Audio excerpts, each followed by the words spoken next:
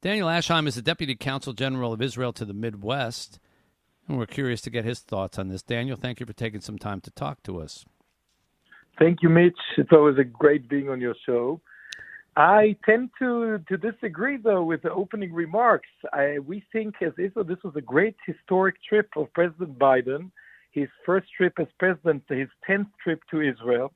And during this trip, we saw a president that reaffirmed the commitment of the United States to Israel's security, to building the strategic alliance, to make it even more and bring even more content to this alliance by signing the joint Jerusalem Declaration, which reaffirms America's commitments to Israel's security, emphasizing that America will never allow Iran to acquire nuclear weapons, strategizing and working together on technological advantages and more. So for us as Israel, besides the personal elements of the trip, visiting Yad Vashem, meeting with Holocaust survivors, this was really truly showing the support of the United States administration, the president supporting Israel in every way possible. So it was a great success, this trip. Well, you may view it as such from the unique Israeli position, but from the more global point of view, and certainly what happened after he left Israel, one might question how sincere some of that stuff is. For example, you talk about having a dedication to making sure that Iran never gets a nuclear weapon. However, his chosen form of making that happen is negotiation. He wants that to get back into that agreement with Iran and deal with diplomacy. Israel's position has generally been that's not going to work. They lie. They double talk. They shield. They've done it before. They're going to continue to do it. And a military action is probably going to be the only thing that ends up stopping that. That's been Israel's position and take on it. Do you think that America, in the spirit that you're describing, would join Israel or support Israel in military action if that's what it ended up taking? Yeah, thank you for the question. This is indeed an important point to emphasize.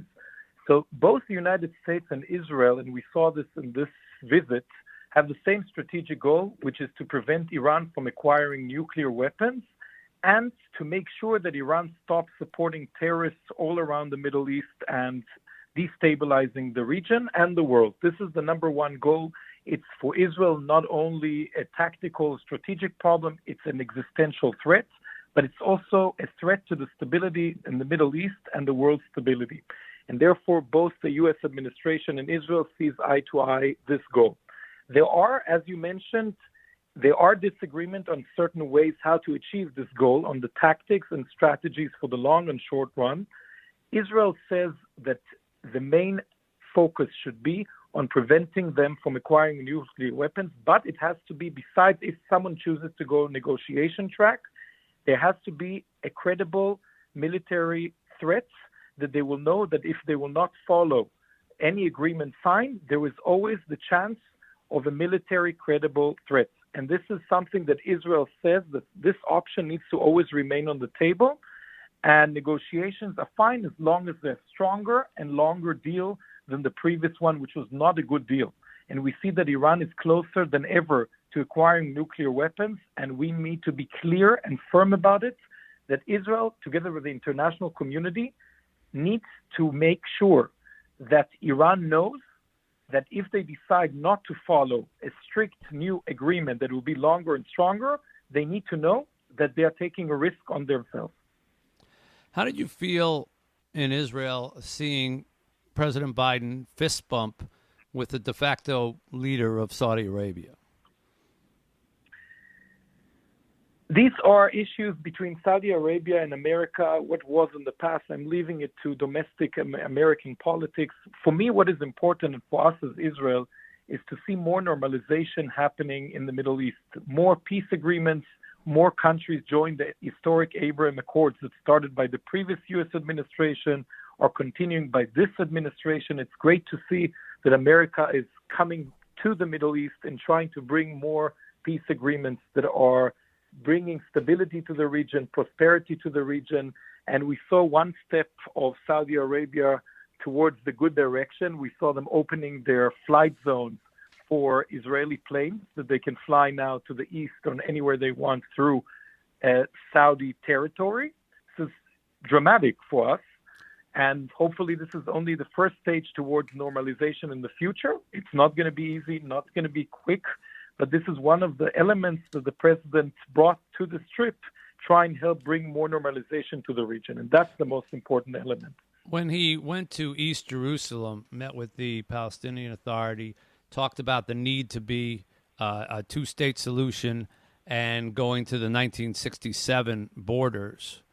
What was your take on that? Apparently, from what I'm reading, the latest polls don't seem to even indicate on either side a whole lot of interest anymore in a two-state solution. I don't know if that's just fatigue or whatever, but the people don't seem to believe that there will be one. So when the President of the United States is in East Jerusalem, basically advocating for splitting Jerusalem up again, how did you take that? So in East Jerusalem, he visited hospitals, and where he declared that the U.S. is going to contribute aid to these hospitals. When he visited Bethlehem and met with the Palestinian Authority, with Mahmoud Abbas, he discussed what you mentioned before. That is correct, but not in Jerusalem. Nevertheless, what you're asking is inside Israeli society, it has been and still is a discussion amongst political parties, amongst the population, what should be the solution, the end goal for the Israeli-Palestinian conflict, whether it's a two-state solution, whether it's continuing the current situation, whether it's a one-state solution, whether it's autonomy. There are various solutions, and inside the Israeli political system, there are various thoughts about it. The recent coalition government had different approaches to it. Our current Prime Minister, Yair Lapid, who is the interim Prime Minister now, he claimed in the press conference now, during the visit of President Biden, that he himself supports the two-state solution. We have other parties who do not support it in coalition, and therefore, for now, I don't see a current situation that because of the Palestinian administration now, that we don't see any new approaches and willingness to get and resume negotiations and towards an end goal. I don't see it currently happening. Which kind of solution will need to be determined in negotiations between the two sides and inside Israeli domestic politics. We'll see what the elections brings. We'll see new approaches. And of course, we hope to see a new Palestinian leadership, which is willing to make peace, willing to make compromises, and willing to end this conflict and end of claims. Daniel, you must have taken an optimistic pill this morning, because you're sounding very cheery on a lot of things that right now their leadership is far more prone to Hamas than it even is the PA. And so, I think everybody hopes for all the things that you're saying, but realistically, I wonder if they're going to come true in the near future. We'll see, as you say, what your elections hold in the next 4 months. That's going to be a very interesting time, too. Indeed. Always enjoy talking with you, Daniel. Thank you for spending some time with us. Thank you, Mitch, and we have to stay optimistic. That's our career. What can we do? If we won't be optimistic, who will? Okay. Thank you very much. Good philosophy. Thank you, Daniel.